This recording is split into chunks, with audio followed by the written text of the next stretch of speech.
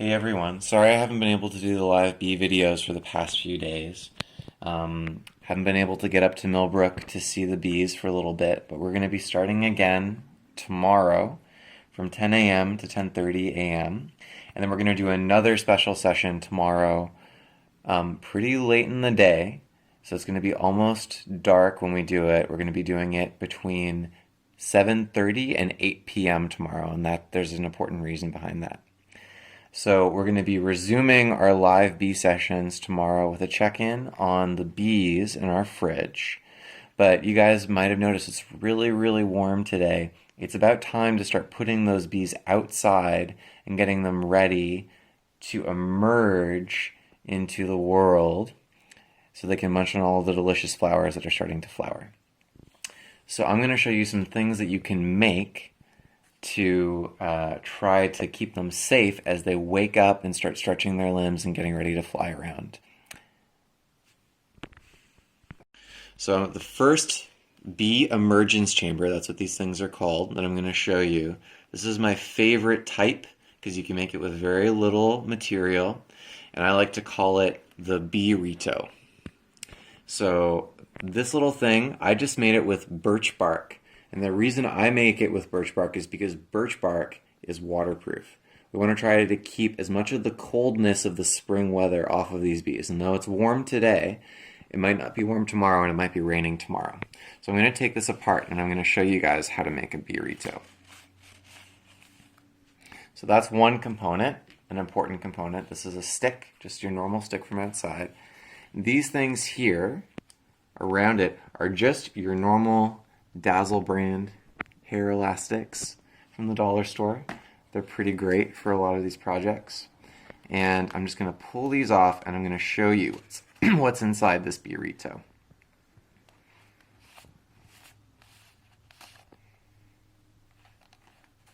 So there are 3 hair elastics here, some little strips of birch bark, this long tube of birch bark, and then this tube I made just out of some yarn, out of some wool. So another really amazing thing about birch bark is that you can find it outside when you're on your walks around your neighborhood. There are lots of birch trees in urban neighborhoods and cities, and especially in the country when you're on a walk with your parents. You can also find this beside roads sometimes, or even in your backyard if you have a birch tree. My aunt has a lot of birch trees in her front yard and backyard. And as I said, it's waterproof, so it's especially good for making bee-ritos out of. But one of my favorite things about it is that if you want to, you can just cut it with a pair of scissors. And I'll show you how. Just like that. It cuts almost like construction paper. So it's really easy to work with. So the first step of making a bee-rito is to make your tube. So all you do is get a nice kind of rectangular piece of birch bark cut like that, pretty big around. You want to make it about as big around as like a soda can. And you're going to roll it up like this. Sometimes it's a little stiff. And then you're going to put 3 of your hair elastics on it. You're going to scroll 1 right to the middle, like that. Then you're going to put 1 over the very end, just like that. And these elastics can be pretty hard to work with, so if you want, you could ask your parents to help you with this. But also, you don't have to use these hair elastics. You can use any rubber band. I just prefer the hair elastics because I think they're a little bit softer to work with.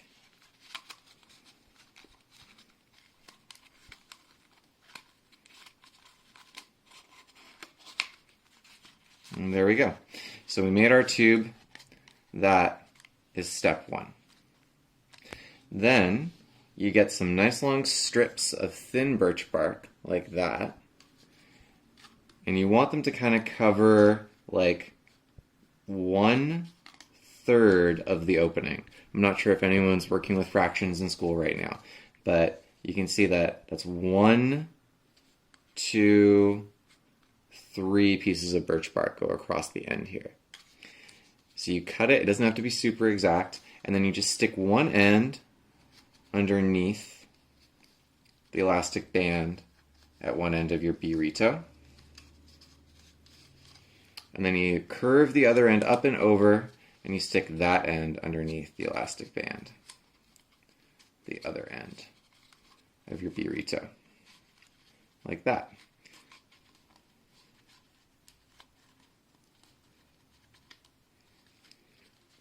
And it's important to keep your rubber band from rolling off the end while you're doing that. So you can see I've just got one little curved piece going right across the end there. And then I'm going to take my other piece here, and I'm going to do exactly the same thing, but in the opposite direction. So it looks like a cross at the end, like an X.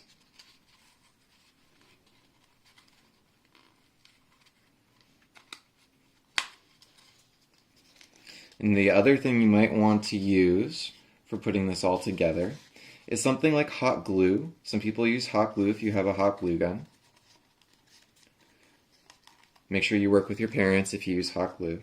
You can also use tape if you really want to. You could use string if you're really good at tying knots. There are all sorts of different ways to make one of these bee-ritos. And at the very end of this video, I'm going to announce something kind of cool about the different ways you can use to make them. So you can see it's sort of almost like a basket at the very end. 2 pieces of bark crossed like that. Now, I'm going to take some wool. Now you can get this from a piece of yarn if your parents knit. Sometimes you might even be allowed to take apart an old sweater, but ask your parents first. And then I'm going to take a bundle of this yarn, and I'm just going to smoosh it all the way to the bottom there, and you can use your scissors to push it all the way to the bottom.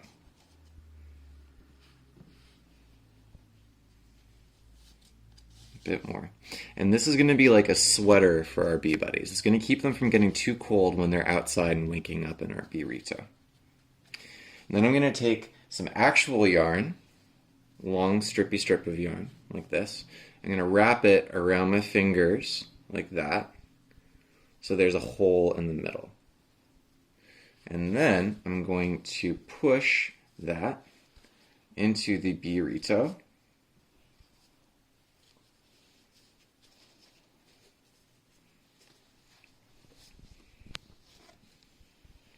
So that there's an open space right in the center, like that. And in that open space, that's where we're going to put our little bee buddies, right in there. And the last thing we're going to do is take a nice super long strip, like that long, almost as long as the bee-rito. And this big strip is going to go over, and this is going to be our front door. And we're not going to cross them like we did at the back, because we want a nice big space for the bees to get in and out of our bee-rito. So I'm going to put one end underneath the rubber band at the top, just like that. I'm going to put the other end over that, loop it over the top of the bee-rito, and then underneath the rubber band. And then you have to kind of wiggle everything down so that the door is shut pretty tightly on the front. So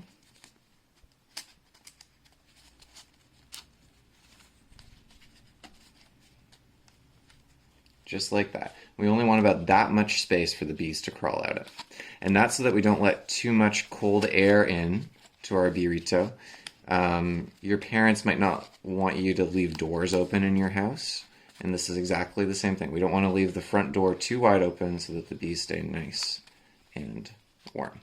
And if you still have your rubber band in the middle of your bee-rito, you can kind of roll it up so it captures that piece at the front even a little bit more tightly. And obviously before we put the front door on, we would have put our little bee buddies in there. Now the last part, this is maybe one of the most important parts. You have to find the perfect stick. Now I went outside and I spent maybe 10 minutes looking for exactly the right stick. And I think it's pretty important to find one that's got a good angle. This is kind of up. This is kind of up at an angle. It's almost like a Y. What's even better is if you have like a branch that goes right across like that, almost like a T. And it needs to have a thick trunk, part of the stick, and a really thin little limb here. And all you're going to do before you get ready to put this outside is you're going to take the thin end of the limb and you're going to kind of put it underneath the rubber bands here. You're going to keep shoving, so it's underneath all of the different rubber bands that we put on here.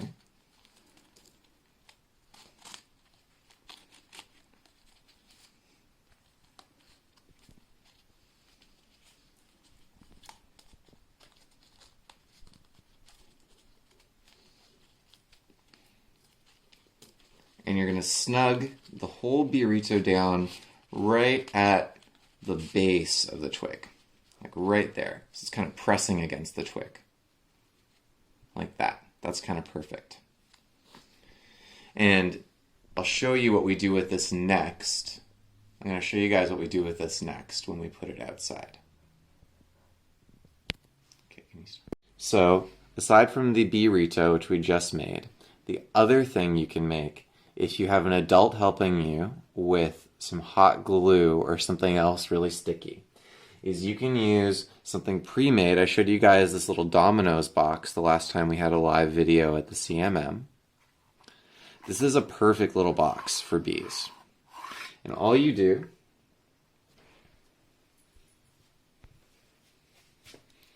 is take some woolly wool and put it in there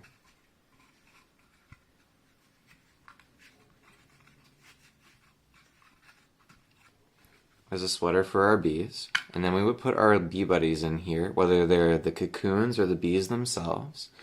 And then we'll very gently slide that door closed.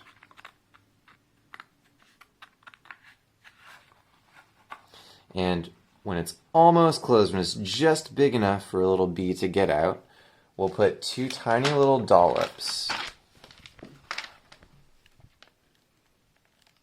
of hot glue to hold it closed. And then what you can do is just glue it to your stick when you're ready to put it outside. And I'll show you what that looks like tomorrow. Last bee house we're going to try making is the simplest one, and because of that it's my favorite, but it means that you need to have something around the house in particular, and that thing is just a flower pot like this. So what you do is get a pile of old rags like this, or a pile of wool, and any place where I'm saying that you can use wool, you can also use an old sweater if your family has one around the house, or you could use a pile of cotton balls, like a big pile of cotton balls. And all you do is, if this were the ground, you kind of make a nest out of whatever your bee sweater is going to be. Then this is where we would put our little bees, right in the center of that nest. And then you would scoot everything up underneath your flower pot. And that hole right there, that's where the bees are going to get out. So in order to make sure that they have the space to get out of that hole but no rain can get in, what you would do is take the bottom part of the flower pot and just put it gently on top like that. And then this whole thing will go outside on the ground, and they can very slowly wake up and come out in their own time. They can wake up. This is like a little bee apartment in here.